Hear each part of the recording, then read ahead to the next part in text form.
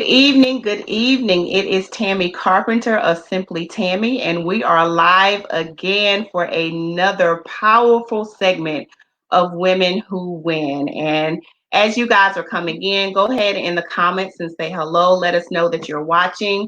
My guest tonight is none other than the phenomenal Dr. Katrina Hutchins, affectionately known as Dr. K. So I am going to read her bio so that I can bring her in to the meeting. So give me just a moment to bring up her bio. And I'm going to read an abbreviated portion. There's so much that Dr. K has done and contributes to. So I'm going to give you a brief snippet by reading a portion of her bio. Dr. Katrina Hutchins, affectionately known as Dr. K, is the president and CEO of Resource Solutions, a personal and professional growth and development company. A certified personal and executive coach, consultant, inspirational speaker, author, and professor with decades of experience as a senior leader in the nonprofit, philanthropic, higher education, and faith-based sectors, Dr. K is committed to positioning her voice in a way that amplifies the voices of others.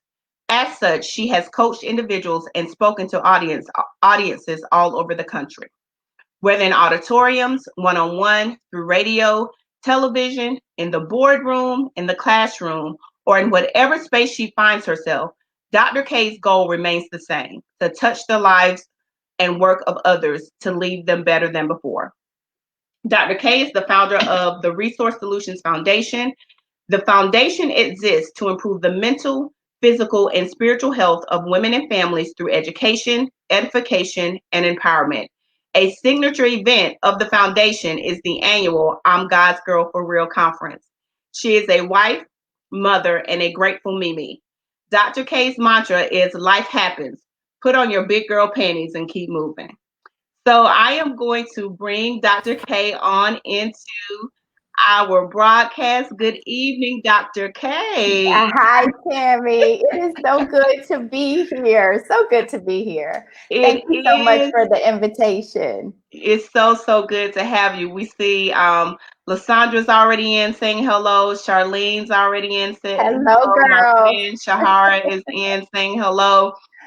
So before jumping into the interview, I always after reading the bio, I always like to kind of give just a brief snippet of how I met the individuals that I'm having the honor to interview. And when I think just about my life and the people that are in it, I'm grateful to God of the fullness that I feel in my relationship. So thanks to our sister and friend Charlene, I met you. I think it was maybe somewhere between 5 to 7 years ago. I can't remember the exact date, but it was her first unofficial breakfast of champions that she did at her home. And I laughed because every time that I would hear you speak, I was like, now they never say she's a minister, but I promise she be dropping sermons on us every time she's talking. She ain't taking no text, but I am sure that was a sermon that she just dropped on us. So yes, I am so grateful to know you and have been able to over the years after seeing you in many arenas and supporting I'm God's Girl for Real, and you becoming also a friend and mentor to me. So thank you for just being simply who you are, the beautiful, wonderful Dr. K. And I'm so honored that you've carved out some time to talk to us tonight. Well, I'm honored, Tammy. And even as you did that introduction and you brought in the central part to even our relationship, right? We wouldn't know each other without Charlene Evans. And so even when you said she's already watching, I'm like, that's my girl. Yes, yes. And she's such a supporter, such a gift, and such a model of what it means to support other women. And I've watched her do that over the years. For almost 20 years, I believe it's been. For us, I've watched you do that. And I'm grateful for this connection. So it is an honor for me. I don't take it lightly. I just appreciate the fact that you all still let me hang out with you. Oh my goodness. Oh my goodness. Yeah. When I tell you I've had so many people's like, oh, you got Dr. K tonight? We ain't missing this one. I was like, yeah, we will. This is my last one for a period of time. I'm taking a break for July. So I'm so glad that you were available to come back with me on this Wednesday night to end it. So Thank we're going to you. go ahead and jump in. I see some other ladies. Hey, Lisa. Hey, sis. Cheryl. Marcy Jordan.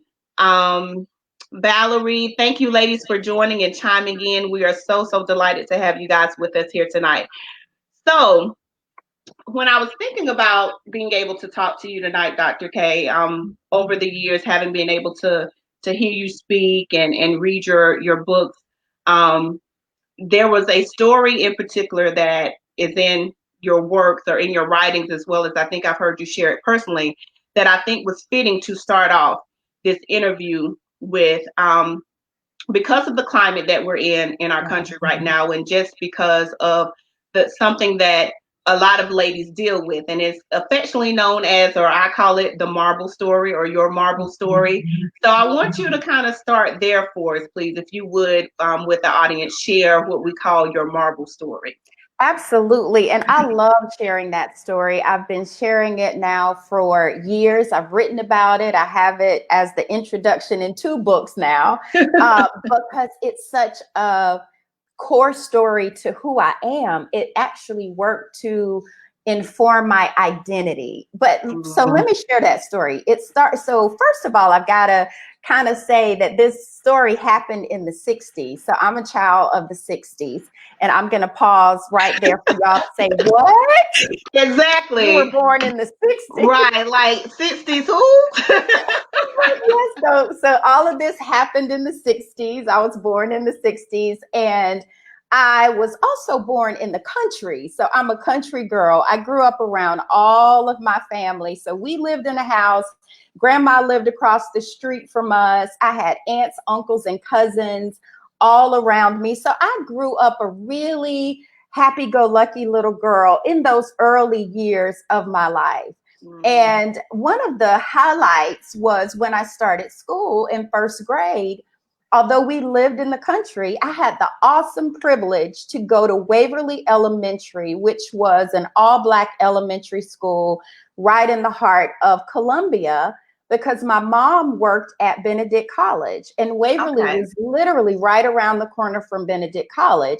So I thought I was the stuff, driving into the big city of Columbia, going to school. Mama would drop me off in first grade, go right around the corner to her office. And my first grade teacher was Mrs. Grogan. She was absolutely amazing. She was beautiful. She was smart. I think I was her pet. That's why I loved her so much.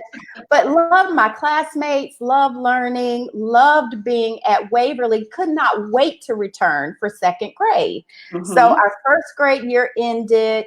I'm going home for the summer, all set to come back to Waverly. But while we were out for the summer, my parents received a letter in the mail that let them know that I wouldn't be able to return back to Waverly, that they were rezoning, and I was now going to be bused into a new school.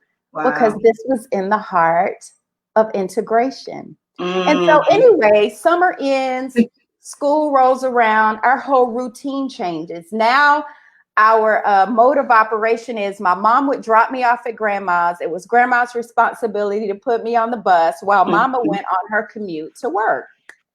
About the first 2 or 3 days of going to this new school, my second grade teacher made it very clear that she wasn't too happy with some of us who had now shown up in her classroom. But in my second grade mind, I thought, that's okay. I know how to do school. I can do this. Logan taught me how to do this. Right. And so about the third day, we got to school, and in the middle of the day, she said, on Friday, you can bring something for show and tell. And I thought, that's it. I'm going to rock show and tell. I will show her I am going to rock show and tell. Yes. So Friday rolls around. Mama's getting me ready. We're scurrying through the house. She said, do you have everything you need? I said, yes, ma'am. So she drops me off at grandma. She goes on her commute.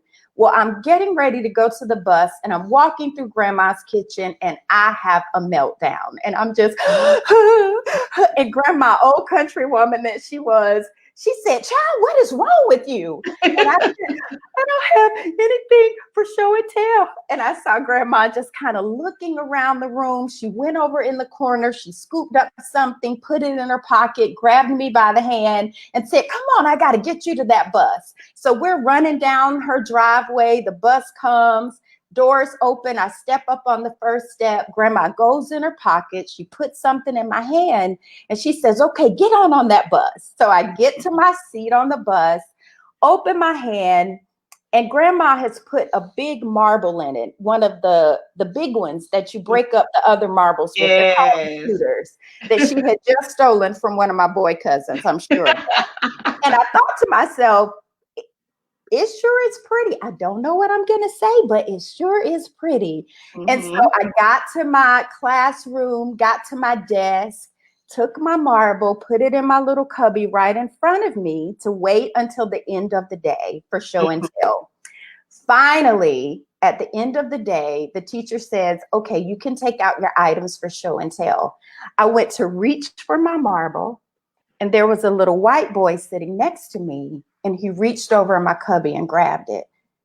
And I looked at him and I said, that's my marble. You can't have that. And so I raised my hand to get her attention. And she looked at me and turned away. And I raised my hand again to get her attention. And she looked at me and turned away. And finally I said, please, please.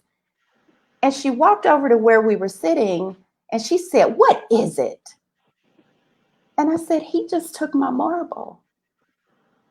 And so she looked at him and she said, did you take her marble? And he looked back at her and he said, I didn't take that nigger's marble. And she looked at me and she said, don't you ever lie to me again. And I sat that day and watched that little boy do show and tell with the marble grandma gave me. And in that moment, in that instant, in that space and time, I went from being that happy-go-lucky little girl to someone who now was afraid in her environment, who did not feel safe, but most of all, a little girl who had just lost her voice.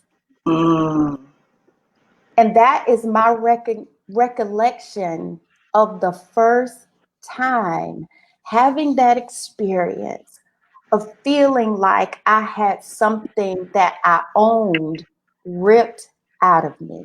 My. And it was my voice. So that's my marble story. Whew.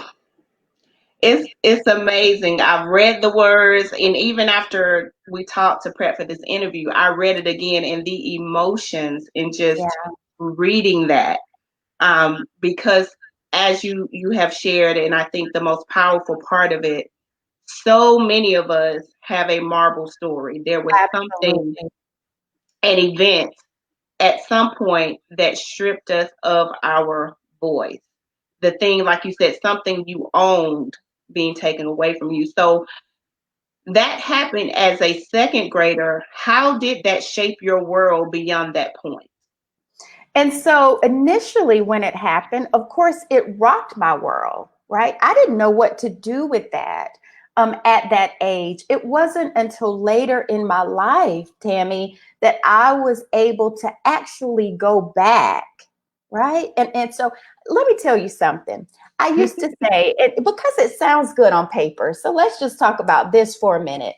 Okay. I used to say, don't go back to your past, press forward, you just keep going, don't look back, all of those things that sound good to us because it represents movement forward. But here's a reality.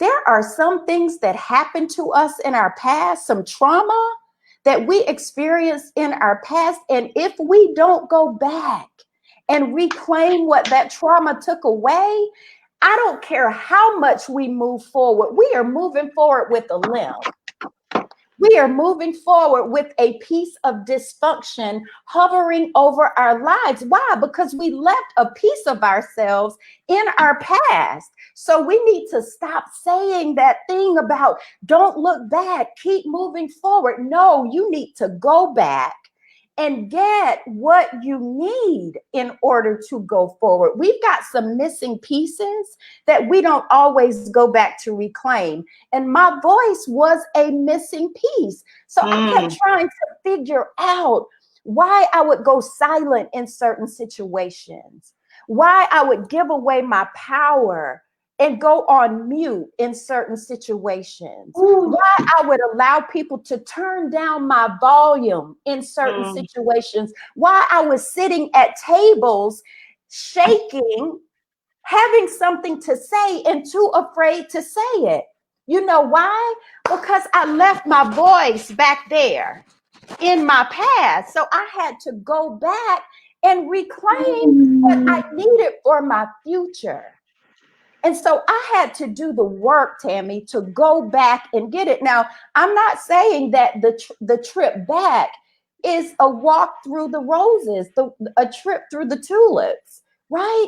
It is going back with the intention that I've got some work to do. And in order to go back, I feel like it's like what Harriet Tubman must have felt like when she was going back to free people. Well, right? Because it's that trip back to be able to have freedom going forward. So it's like you got to go back so that you can have freedom to move forward. I was in bondage to not having a voice. And I made wrong decisions because I didn't have a voice. I allowed people to make decisions for me because I had left my voice behind me. I allowed other people to determine my identity because I left my voice behind me. So going back to get my voice was the greatest gift, the greatest blessing outside of Jesus himself, because it was something that God gave me when he created me. And to have it snatched away at such an early age was the enemy's plan for my destruction. So it was critical to my future and my destiny. Oh Lord, I'm trying to recover. I told you when we talked, I said, now I'm not trying to be laid out in the first 20 minutes. Okay, y'all done made me grab a Kleenex. I told y'all she got some preaching and she gave us no text, no scripture, but did she not preach the whole mini sermon? That the knowledge of that is liberating, but the process of that for so many people is fearful. Absolutely. So we have so many voiceless women walking around. So, and I know that it's years of work and steps, but if you had to maybe give 1 to 3 steps to the woman who knows that her voice is somewhere in the past, what is her process to reclaim that? Well, first of all, is really acknowledging it. Really acknowledging it. Because sometimes instead of acknowledging things that are our reality, we make excuses for it. Yeah. Because we already know that to acknowledge it means that we're going to have to do something about it. So rather than settle into this intention to do the work, to do something about it, we won't acknowledge it. So we just make excuses for it. And we say things like, that's just the way I am. And my question is, and how is that working for you? Right. Right? So moving from those kind of clichéic ways that we dismiss a process that we need. Right? Okay. That's just the way I am. I'm okay with me. I don't care what other people think of me. Lie, lie, lie. Yeah, those are all lies that we have bought Oh, into that keep us from doing the work. So, number one, acknowledge. Number yes. two, being intentional. And what I mean by being intentional, it means that you are going to get this done by any means necessary, whatever the cost, whatever the risk, because you recognize that your freedom is attached to it. Right? Mm-hmm. So, what that means is that you may have to release some people. Let me tell you what you will have to do. You will have to release people when you are reclaiming your voice. You're going to have to release the people that's holding it captive. Because what has happened along the way, you have met people who have become your enablers of silence, and they enjoy your silence. Do you hear me? They enjoy your silence. They appreciate the fact that you don't have a voice. And so you're going to have to be able to acknowledge those people, identify who they are, and be willing to let them go. Mm. And that's that part of doing the work. And then number three, making sure that your steps are strategic, that you are being critical in your approach, your critical thinking in terms of how you're doing, and being relentless and consistent. Mm. Relentless and consistent. What that means, you can't go back and get something if you start and stop, start and stop. Let me tell you why I love Harriet Tubman, because she carried a gun and she said to people, stop if you want to, I will kill you. That's Right? what she said. Because when you start and stop, when you start and stop, here's another reality, Tammy. We've got other people attached to our assignment. Mm-hmm. Mm-hmm. When we start and stop, do you know we are starting and stopping the people attached to us? My. Starting because they are attached to us. And when we move, they move just like that.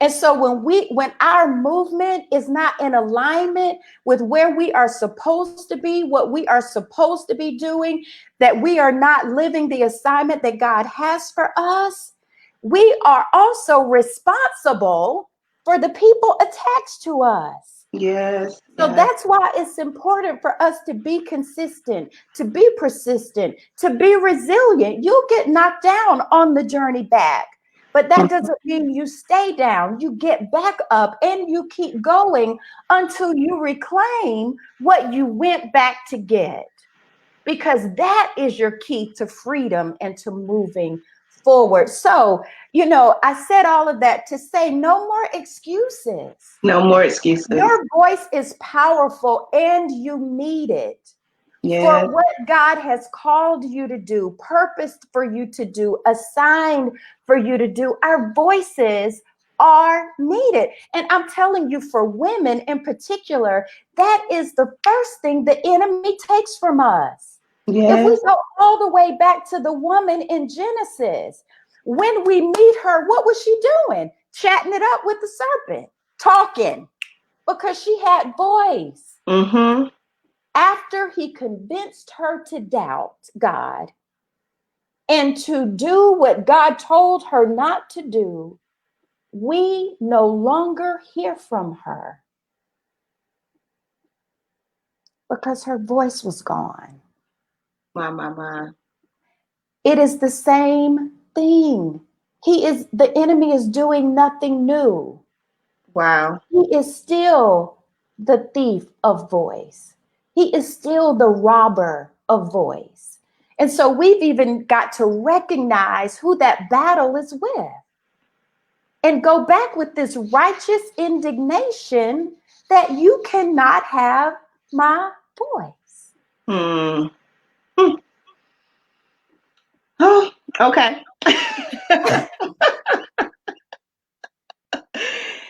So, knowing now that you're a professor, you're a coach, you are an author. So not only at some point did you reclaim your voice, you now are a catalyst for teaching women, training women, coaching women, and not only reclaiming theirs, but how to use it.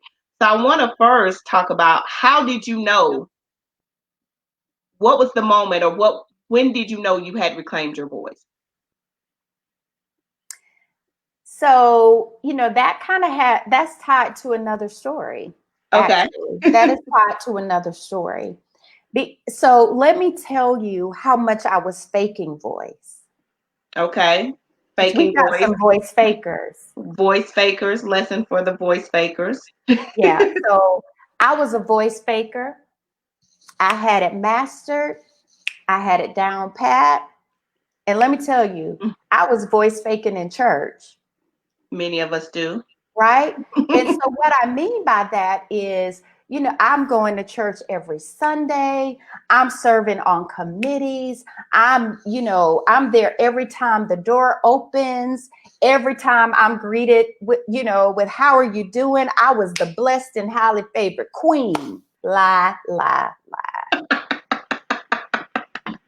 And would get in my car, driving home from that same church where Mm-hmm. I'm over there faking voice, feeling like Tammy, Ooh, that my insides were being ripped out, my. right? So this deep, dark place. So I'm smiling on the outside, and on the inside, all of me was just damaged and being destroyed. Just when I look back on it, I was literally the walking dead, but Mm-hmm. faking all the while, right? So I Mm-hmm. was doing that over and over again, day after day after day. Those days turned into months, those months turned into years, Mm-hmm. right? And the burden of that kept getting heavier and heavier and heavier. And I kept finding myself in a dark place that was growing darker and darker Mm-hmm. and darker, right? But I'm still going through these motions. And I remember one day, Movement in darkness. That's a whole movement in nother. darkness, movement in darkness. I was moving in darkness, Mm, moving in darkness. And I remember one day I was at work, and I literally said, I can't do this anymore.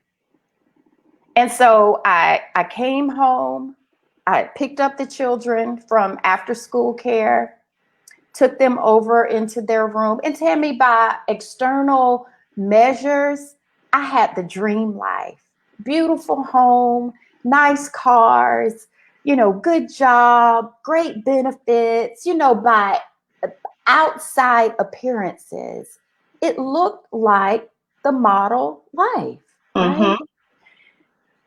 But I'm moving in darkness, Mm, voice faking, mm, and I'm tired. mm, So this particular day I came home and I said, I'm done. I can't do this anymore. I took the children on the other side of the house to their rooms, and I went over into our room, our master bedroom at the time. And there was a gun in the house that, wasn't my gun, but it was there. I knew where it was. And so I thought, I'm done. I closed my door to the master bedroom. Pretty sure I locked it. Went mm, in the closet, got the gun, sat down on the floor beside the bed, opened the box, took out the gun. And as I was loading the bullets in the chamber, I was thinking, should I write mama a note? That was the only thought I had. But mm, even that thought was fleeting. So I closed the chamber, sat back, positioned myself up against the bed, rested my back up against the bed, and I literally took the barrel and put it right here. And right when the barrel rested, on my temple, I heard rustling coming down the hall, like rustling. And my door flew open. And I mean, like somebody kicked it in. But my son was only like 6 years old. But the Mm. door flew open like it was coming off the hinges. Mm. And he ran in front of me, stood in my face, because at this point we're at eye level because I'm sitting on the floor. And he says to me, "Mommy, I may not be able to give you everything you need, but you'll always have my love." Mm. And he turned around and walked out of the room. Mm. And Tammy, it was as if God himself Yeah. had walked in the room. And I broke, something in me broke, but it wasn't the kind of brokenness that further drove me into darkness or further drove me into voice faking. It was the breaking that I needed, Mm. that allowed my voice to start seeping through. And out of those areas, those cracks, that brokenness, Yes. started to come prayers that I had not been praying for years. Started to come conversations with God that I had not been having. Started to come declarations about who I knew he had created me to be. Started to come just these times of repentance and asking for forgiveness in ways that I had not been able to do. Why? Because I did not have a voice. So he broke open these places where my voice had been trapped and gone and missing and all of that. So he broke open places to restore the little bit I had left, but Mm-hmm. also to pour in what I had been missing. Yes. Yes. So I say all of that and I share that story to say that I had to almost die to live again, to be Ma'am. able to get this voice, to be able to be on that journey, to be able to be in pursuit, right? And Mm. now I understand. When I look at my life now, I know why the enemy tried to kill me. I don't blame him. I would have tried to kill me too. But look, he missed that opportunity because God Yes. intervened in a way that, in a way that it cannot be denied Yes. that it was Yes. him. And so that is that part of the testimony, that I Mm-hmm. had to die to get voice again. And so, even Mm. for those ladies who are listening, there will be parts of you that will have to die to be able to get your voice again. But that's okay. Die. Go ahead and die. It's okay. Go ahead and die, because your death is going to bring you the life that you've been longing for. So Mm. many of us are afraid of death, but I'm encouraging you today to die. Go ahead and die, because there Yeah. is life after this death that I'm talking about. Yes. Yes. Oh, saints of God and friends on this call tonight.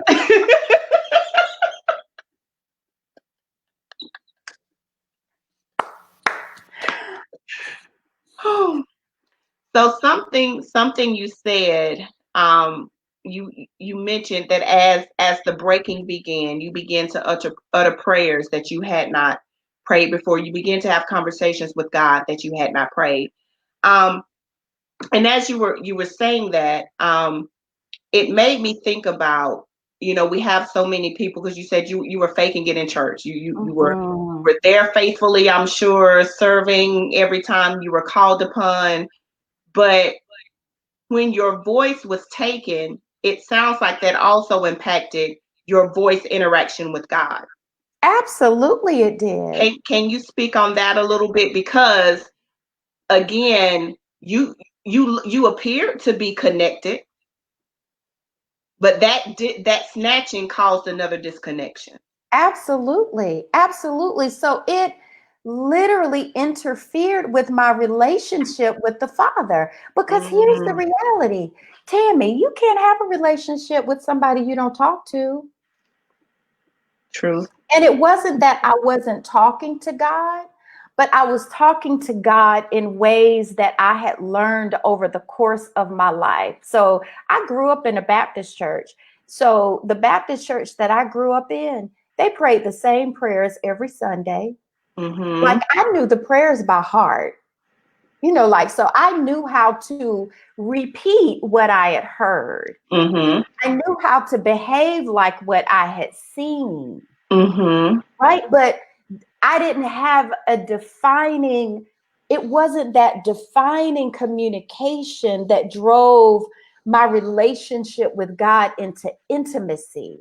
So Yes. when I talk to God in passing, sort of like, hey, how you doing? Good.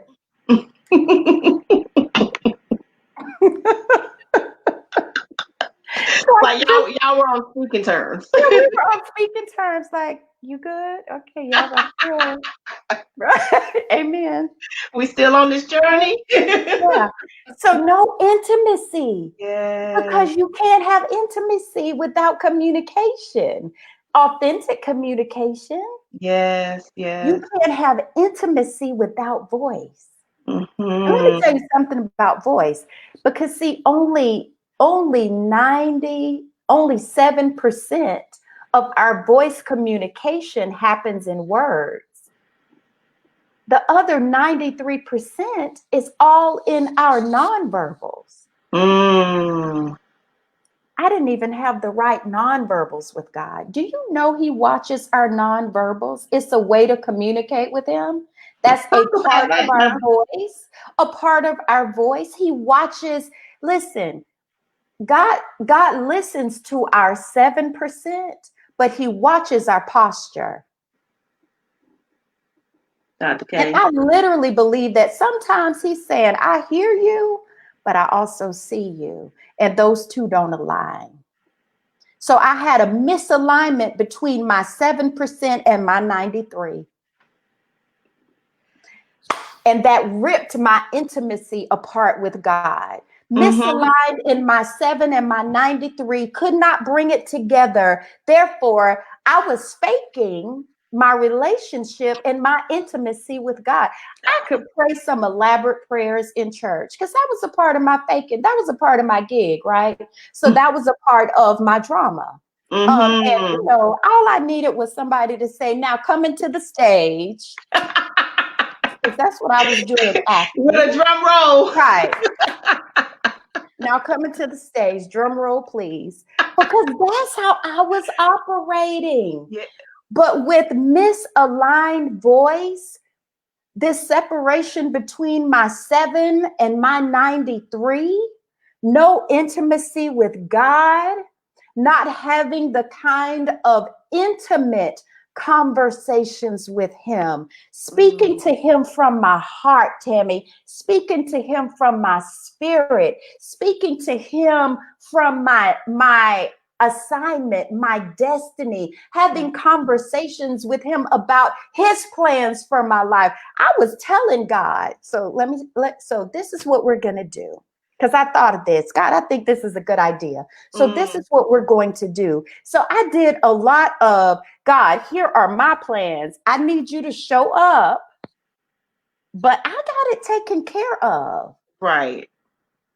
And so all of that was also that driver of movement in darkness. Because let me tell you what God will not do. God will not operate on our agenda. I don't care how well we write it. He will not He will operate not. on our agenda. And so, even now, I tell women when I'm coaching, when I'm teaching, when I'm doing workshops, whatever, check your agenda and make sure that down at the bottom, there's a place that says, I'm God and I approve this message. If you don't see that written on it, step away and step away quickly. Because Mm. sometimes we can buy into the hype, and we have to be very careful, Tammy. There's a lot of jargon out there, there's a lot of hype, and so, we get into this. I'm the boss, I'm on my grind, okay, Mm-hmm. cool. But you Mm-hmm. check the God factor. Yes. I'm not diminishing those things. If that's your language and if that's how you're moving in the earth, okay, but check the God factor, because being on your grind without God will grind you up. Being a boss without God will boss you right into hell. And Dr. so K. while we're running around saying all this stuff, and buying into the hype, check the God factor. Check Because the if God. he's not present, I need you to step away. Yes, yes. Because Step you're away from the moving in agenda. darkness. Do you hear me? You're Yes. moving in darkness. So we got to constantly be checking the God factor as we move. And it becomes when he moves, we move just like Mm. that. Just like that. All Hmm. right.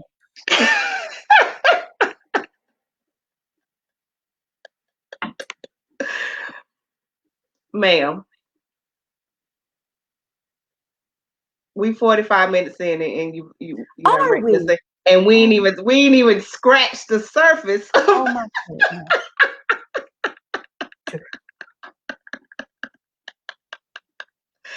This is so, so rich and good, Dr. K. Okay. To shift a little bit, um, with your career, like I said, you reclaimed your voice, developed redeveloped your relationship with God on a foundation of knowing who you are through him. Yes. So looking at that, you are a personal and executive coach, you're a professor. What came first in your career, and how did you build upon that to be the amazing Dr. K that we know today? So it was definitely an evolution, right? But one of the things, so here's what happened as I cultivated that intimacy with God. Mm-hmm. I got clear about my assignment. Mm-hmm. Before that, Tammy, I wasn't even clear, right, about my assignment. And I have women coming to me all the time and they ask, like, I just want to know my purpose. I just want to know my purpose. I just want to know my purpose. I'm going to make it very easy for you. We all have the same purpose. That is Teachers. to glorify God. We all have the same purpose. So let me tell you, whoever's listening, the search is over. Hello. Your purpose is to glorify God. We all have the same purpose. Here is what is unique to us, though. We have the Mm-hmm. same purpose, which is to glorify God. What is unique to us is our assignment, Yes. right? And so, how do we glorify God? Through the assignment that Mm-hmm. he gave us, the thing that he gave us to deliver, to deposit into the earth. So I got clear about my assignment, and here is what I recognize, that I had one assignment. I think God was trying to tell me all along, you got one job. You got one job. One job. And guess what that was? To What was teach, it? to teach, to teach. My Yes. assignment is to teach. Oh, that's So beautiful. when I got clear about my one assignment, then God was able to then start adding parts to that Mm, assignment. that's good. So the things that I do are parts of the assignment. So whether I am working with organizations in my company and helping them to grow professionally and build their capacity, I'm teaching. Mm, Whether I'm in the classroom with students in various institutions, I'm teaching. Mm-hmm. Whether I'm coaching, personal coaching, or executive coaching, I'm teaching. Mm-hmm. Whether I'm doing an inspirational keynote, I'm teaching, Mm-hmm.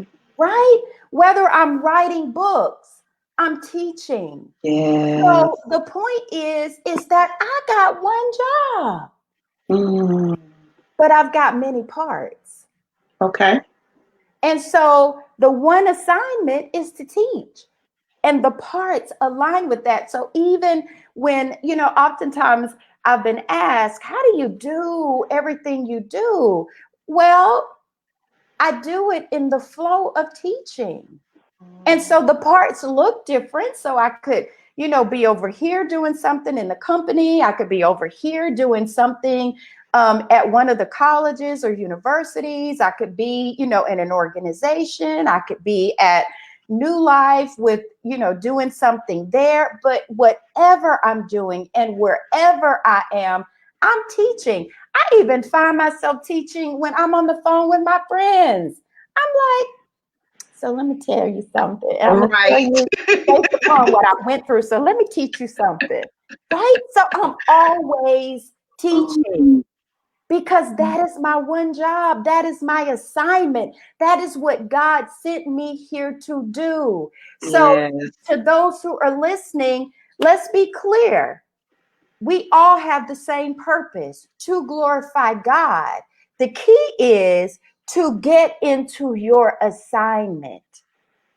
The Mm-hmm. most tragic thing we can do is to not know our assignment, because then we become vulnerable to the enemy to be in somebody else's assignment. Yes. Yes. I would sip coffee if I had some right now. We can virtually tip our cups up. So Because what does that look like? being in somebody else's assignment, Yes, ma'am. mhm, believing the glitz and glam Mm-hmm. of the shiny and sparkly, and you believe, oh, I could do that.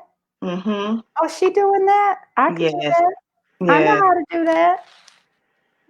Every good idea is not a God idea for Mm-mm. you, right? Right. And we could be moving in that vein and be so far away from our assignment because we have looked on social media, seen the parts of somebody's life that they want us to see. Let's be clear. Yes. Yes. You can't see everybody's life on social media. I don't care how much they tell you. Let's be Not at clear, all. right? So you've seen the shiny and the sparkly, and you're drawn to that because you believe, yeah, that's it. I could do that. If that's working for her, I could do that. Step away, back up, and Mm. go to the Father. Bring your 7 and your 93 in harmony so you can have that intimacy with Him and start having those conversations about, God, why am I here? What is my assignment? Mm-hmm. What did you send me here to do, to Mm-hmm. accomplish? Because the greatest tragedy we will ever face is to come to the end of our lives and have to return to the Father with an unfulfilled assignment That's the truth. and That. then try to explain that. Hmm. What had happened is not going to work in this instance. So let's And just then we have start throwing around the day. Yeah. But see, you don't know what they said. You don't know what they did, and you don't know how they treated me, and you don't know what they did to me. That's the power of they. I call it the power of they. Mm-hmm. And we've got to overcome the power of they, because the power of they will draw us out of our assignment and that place that God had purposed and planned for us before the foundation of the world. Yes. Because we've got someone else, something else, someplace else in our ear that Mm. draws us away, some person, place, or thing that pulls us out of that space that God has destined for us to occupy. Mm. My So mom. going to the Father to get clear about your assignment. Yes, yes. Whew. So before we try to land this plane, I think we soared to altitudes that we were not anticipating. Okay. We're gonna try to descend because Okay. we're coming in for a landing here. So I'll try to keep us on course. All right, I'm ready. I'm ready. I got it. I got it. I'll try to keep us on course. Come in for a smooth landing. Okay, I got it. so when I met you, you were already doing an amazing job at impacting the lives of women.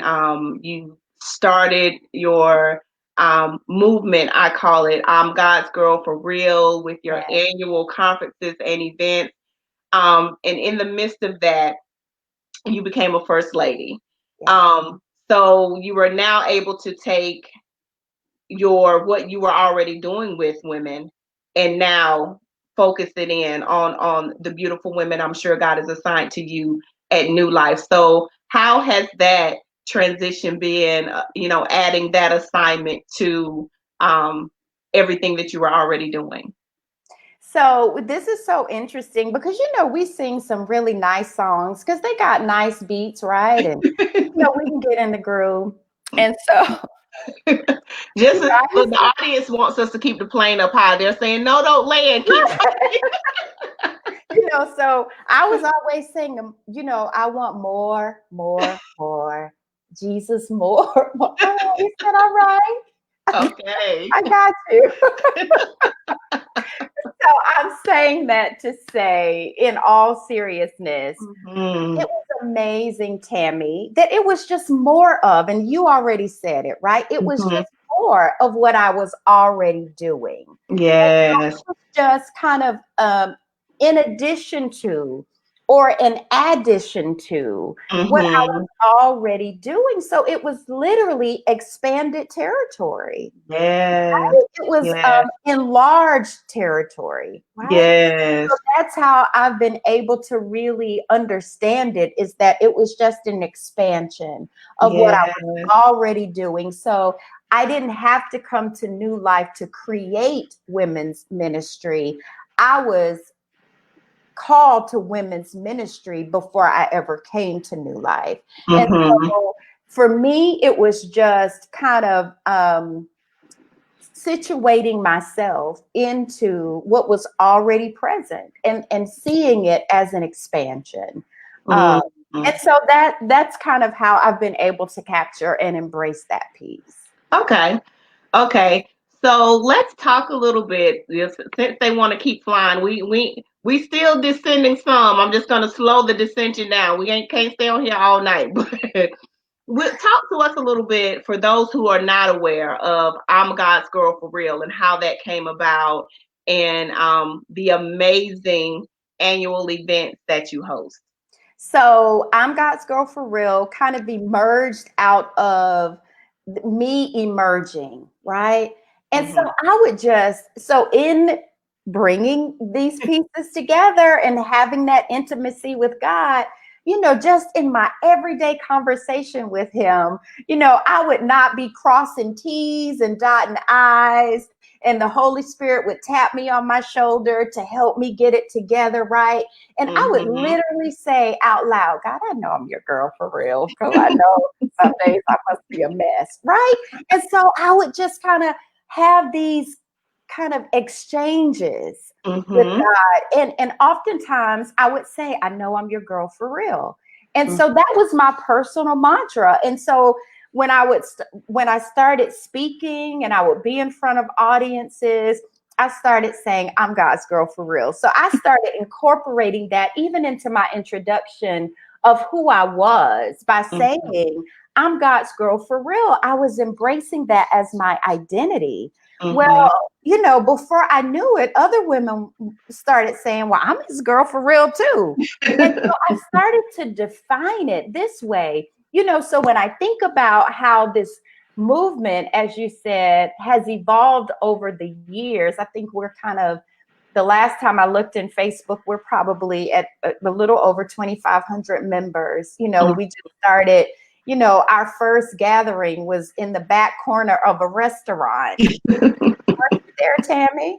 I was there Are at the you there? one off of the first conference. I didn't make that breakfast Okay, and I came to okay. the first So conference. yeah, it Yeah. was just a little breakfast. I think maybe 25 of my friends, friends and family, about Mhm. 25 people, right? Yes. And that was kind of our first gathering. And so it's grown now to over 2,500 members in the I'm God's Girl for Real network on Facebook. Hey, if you're not there, come on over and join us. It's I'm God's Girl for Real on Facebook. But so it's grown, and it's a place of declaration. That's what I call it, Yes. a place of declaration. It is the place where we declare, I'm God's girl for real. I'm not perfect. I do not cross every T. I do Mhm. not dot every I. I don't always get it right. I fall Mhm. down. But here is what I know for sure: I am perfectly loved by God. In Yeah. the midst of my imperfection, I am Mhm. perfectly loved by God.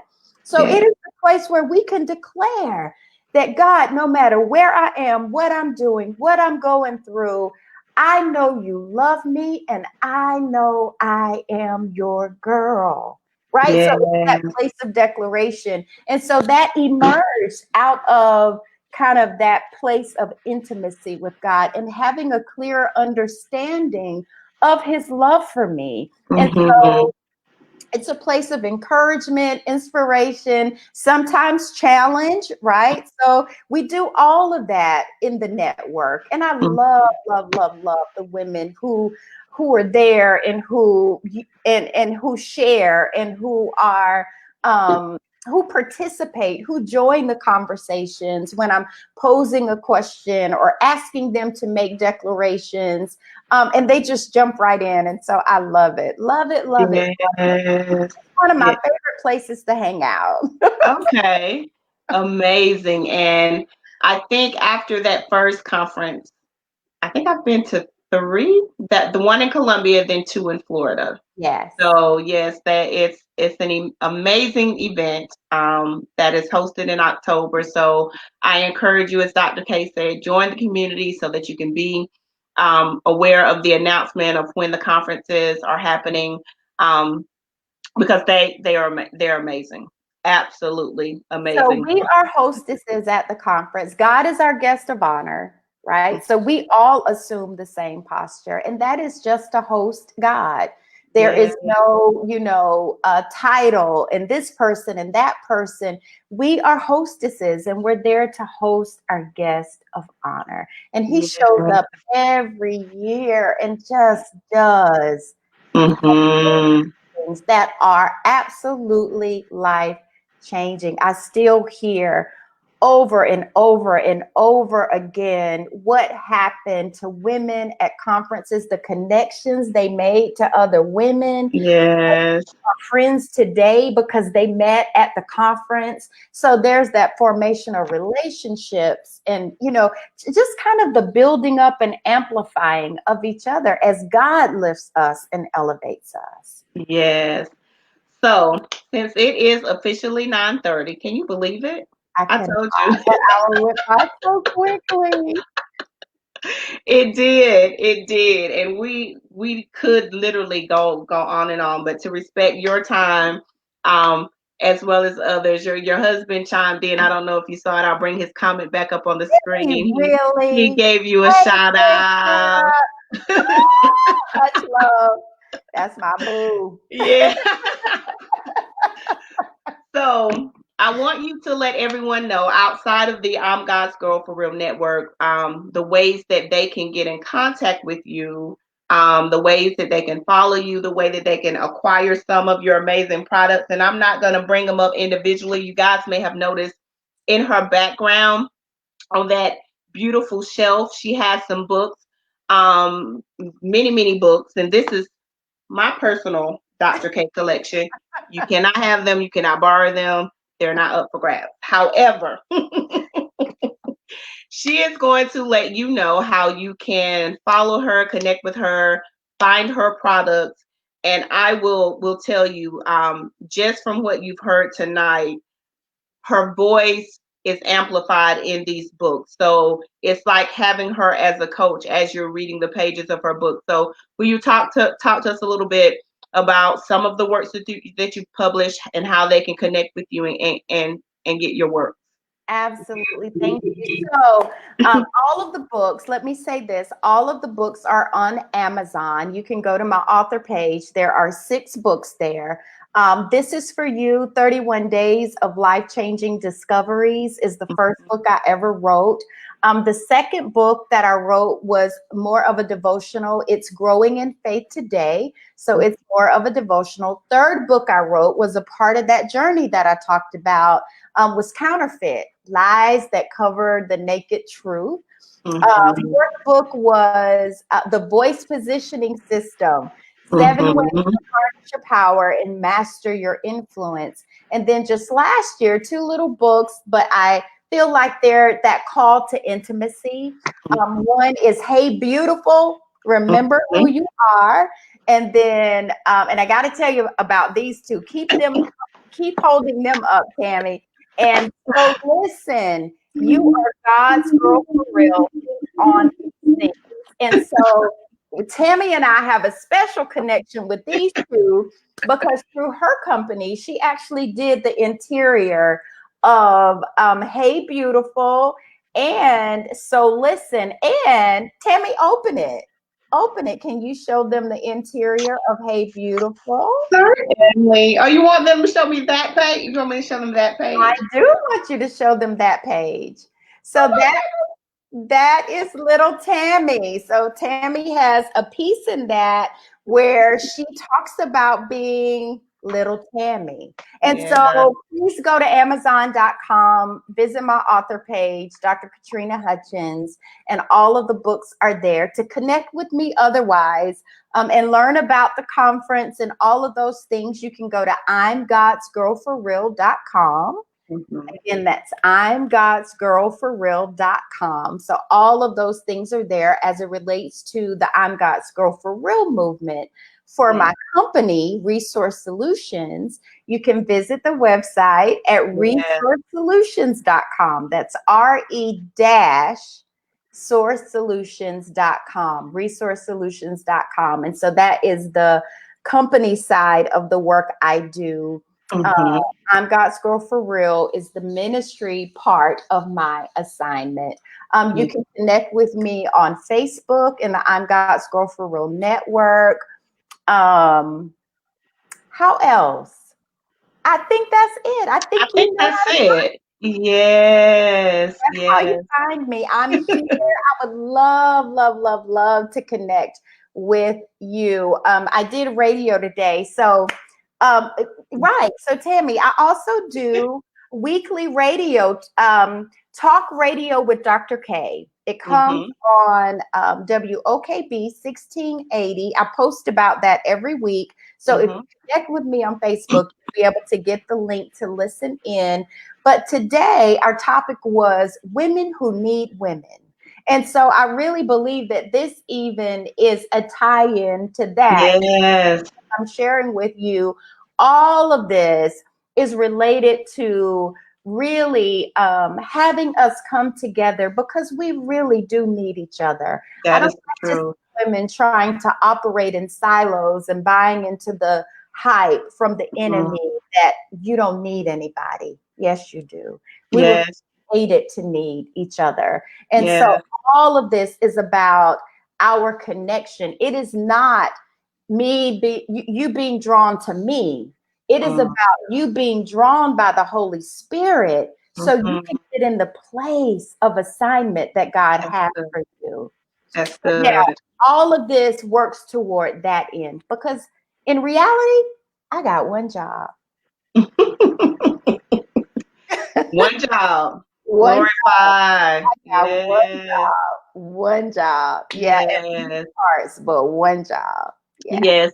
And the radio show is online, so if you don't have to be local. Dr. K is in Florida, but the website, you can go to the website of the radio station and listen in as the radio show is being broadcast. And do you guys still post the shows on the I'm God's Girl for Real page, Dr. We K? do. So all of the past shows are archived on the I'm God's Girl for Real website, but you can listen live every Wednesday at 1 o'clock p.m. to 2 o'clock p.m. So just an hour. Come have lunch with me on Wednesdays Mm-hmm. for Talk Radio with Dr. K. For that 1 hour, we always have amazing guests. Tammy has been a guest on the show, but we have amazing guests every week pouring into us, giving us nuggets, uplifting us and pushing us forward into our assignment. So please connect however you can and in every way you can. Yes, yes. Um, and but as we wrap up, and again, ladies, I just echo what she says. Please connect. Dr. K has been intricate. If you read or purchased my first book, Life Speaks, I had to give Dr. K a shout out in that book because she was part of my journey of helping me reclaim my voice to even be able to share that story. So if you connect with her on any platform, what you got here tonight in this interview, she shares those nuggets in her community. She shares those nuggets in her book. She shares those nuggets and has amazing women that do the same thing at her conferences. So she is definitely someone that I would recommend you connecting with. So we're going to wrap this up with requesting that you give us some final words of encouragement or inspiration. And I'm almost want to say, do you have anything left? But I know you do because you, Well, and I know you do. I can keep going, but so I'm going to make this real short and very simple. And Okay. that is simply this is and it really is a repeat of what I've already said. I want you to really focus on getting in alignment with your assignment. One of the Mm-hmm. things that I've been doing is most recently is working with women around their assignment. So I've been talking to them about assignment clarity, assignment alignment, assignment accountability, and assignment sabotagers. And Mm-hmm. I want you to really get very focused and intentional. I want you to take your eyes off of social media. I want you to take your eyes off of other women and what they're doing, especially if you're comparing yourself to them. I want you to take your eyes and turn them toward the Father, your creator. Mm-hmm. Get in his space, in this intimate space, and ask him to give you clarity about Mm-hmm. how you are supposed to be living out your days in the earth. Mm-hmm. Because outside of living your assignment, there's not a whole lot else that matters. Because that's what you were created to do. So if you're consuming your life with things that are not assignment centered, you are wasting your life. Mm-hmm. You are wasting your life because you're not carrying out what you were created to do. Mm-hmm. And Yes. so even if what you're doing is good and it's good to you and Mm-hmm. you love doing it, I want you to consider and ask yourself the question, is this aligned with my assignment? Let me tell you what assignment alignment helps you do. It Go ahead helps and you tell us. It helps you navigate your no, because when you're clear about your assignment, you're clear about your no. Mm-hmm. So when things come your way, you can say, no, because that's not in alignment with my assignment. Yes. When other things come your way, can you do this? No. Unapologetically, no. Because Mm-hmm. you're clear about your assignment. So when you have that level of clarity, it's hard for somebody then to get you pulled in different directions because Mm-hmm. then you become intentional about staying focused on the thing you were sent here to do. Remember, we all have to return to the Father. And we're going to have to give an account for what we did or did not do. And I love you enough to tell you, I want your story to end well, just like Yes. I want mine to end well. Yes. Because I want my story to be in eternity. And she lived happily ever after.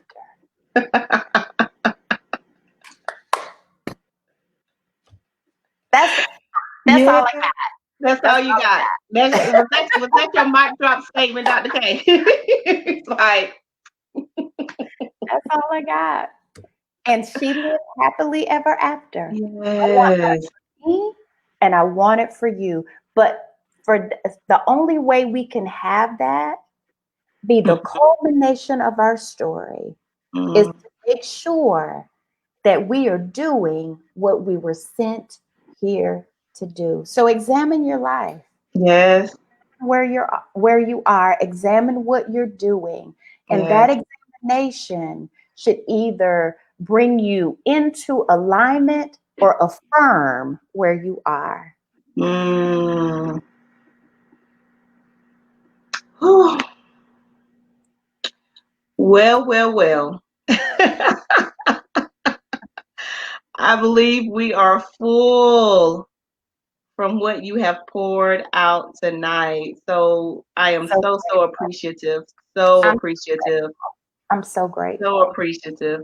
And I will say, I know you mentioned this when you were giving your information. You heard Dr. K mention that she's been working with women with being clear on their assignment. So she is a personal coach. So if something that she said tonight resonates with you and you know that you need someone to help push you to that next place, if you, she gave her business website and I'm going to also repost it when I share the video. You can connect with her through her company Resource Solutions and request a coaching session, a consultation. That information for booking her is on that website. And you already know that that is going to be worth the investment. We ain't gonna even have to drum that up. So if you know you need it, go ahead and click and invest. So Dr. K, thank you so much again for making yourself available and being so transparent and pouring out into the lives of those listening, including myself on tonight. So very thank you. That resonated with me when you said your assignment is to teach, because I myself know that I'm a teacher as well. And Mhm. um, I laugh. I was in group text sometimes with my friends, and we're having these dramatic conversations. I'm like, well, excuse me, because the teacher's about to show up, and let me say X, Y, Z. The teaching moments just come out. It doesn't matter Absolutely. how Whatever's casual the in conversation you, it is. whatever's in you, when you have that heart's desire to be in alignment with God, whatever is in you will come out. And here's the reality: whoever you are, you've always been. Mm, We just get all this covering on top of it so that it becomes unidentifiable. Let me tell you one thing. tell Real us. quick. I Go. promise you, Just tell us. this. I had to do this on my interview with Pastor Wendy. I was like, whoever's still hanging out with us, Yeah, they hang, because but we're I out gotta say here now. one thing. Say So, it. I had this revelation. We read that there at the end, there will be many of us who God says, "Depart from me, because I do not know you." Well, God is sovereign. He knows everybody. Mm-hmm. I believe what God is saying, "Depart from me, because I no longer recognize Can't you, recognize you. because you don't look like what I created. How Mm, dare you return to me not looking like what I created?" Because we go through life and we allow these coverings to camouflage his mm, creation till we no longer look like what he created. And so I believe that that depart from me is going to be, you did not live the created life I had for you. So I Yes. can't let you in here. You gotta Mm. go because you Yes. don't like You what I don't look created like for you, and you me. didn't live your assignment. So I don't have a place for you. That's Mm. the tragedy of not living our assignment and moving Yes. in darkness, being a voice faker, living a counterfeit life. Come on now. I'm not going to start Mm. over. The end, Tammy. We're done. I'm done. I'm stopping. The end. But that ties back into exactly what you said, because if we're bringing him glory, we're echoing his reputation in the earth, which should his glory reflects him. So if we are out of alignment and not giving him glory, we're not looking like him, even if we think we're acting like him, Absolutely. moving in darkness. Absolutely. Absolutely. Absolutely. Yes, yes. And that's the truth. That's the truth. Because looking like him is beyond acting like what we think he wants us to act like. So yeah. Absolutely. I'm So quiet. I'm not. I know, because you like we prepared for landing. You already done tighten up your seatbelt. You like you're not getting me to walk around this airplane again, because I have to.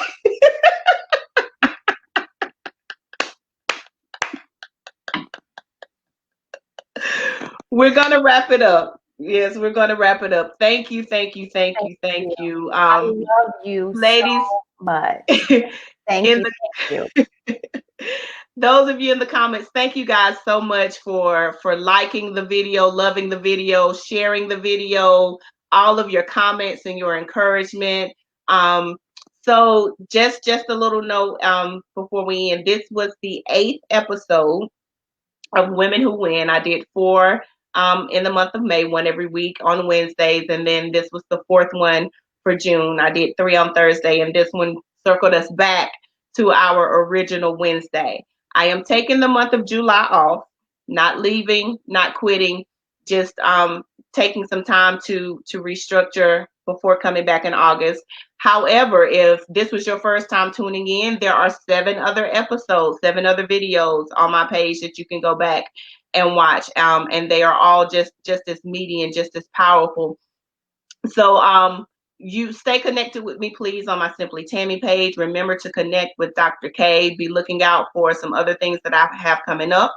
And yeah, Women Who Win is not over. It's just season 1. You've caught the last episode of season 1 of Women Who Win, and I'm so very honored to be able to have ended this segment with Dr. K. As people were telling me or seeing that she was my guest, I said, we had to end it well. We had to end it with some powerful. I started with some power with Pastor Whitty Henderson Wyatt, and had to end the month with some power. So again, thank you, Dr. K, Thank you. your presence. I'm going to ask that you remain in the studio for me for a few moments. We're going to say good night and goodbye to all of you ladies watching. Again, thank you for your love. Tune back in with me when I re-up in August. So be looking out for the announcement and the ladies that I'll be having then. And you guys continue to have an amazing evening. And thank you for your continued support.